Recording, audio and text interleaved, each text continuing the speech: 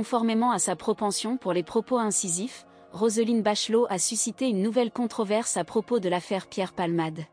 Alors qu'elle était invitée à donner son avis sur le traitement médiatique et l'émotion collective qui ont émergé suite à l'acte de l'humoriste, lors d'une intervention sur BFM TV le dimanche 26 février 2023, elle a affirmé que « les Français ont une haine des riches », qui les incite à faire preuve d'une sévérité exacerbée à l'égard de cette affaire.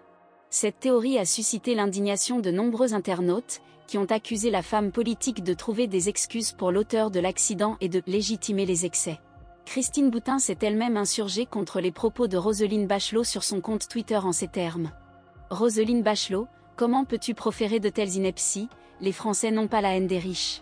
Cependant, de nombreux Français ont du mal à joindre les deux bouts et c'est souvent le cas.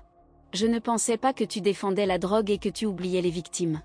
Le mardi 28 février 2023, l'ancienne ministre de la Culture est revenue sur le plateau de BFM TV pour s'exprimer sur la polémique suscitée par ses propos.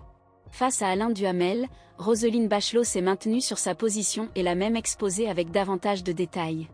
Je me suis intéressée à ce que mes propos ont soulevé, a-t-elle introduit.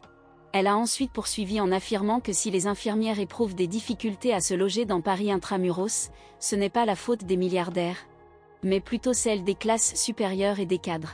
L'ancienne chroniqueuse de Laurence Ferrari a approfondi ses arguments en expliquant que l'exploitation de cette haine anti-riche était une méthode typique de l'ultra-gauche.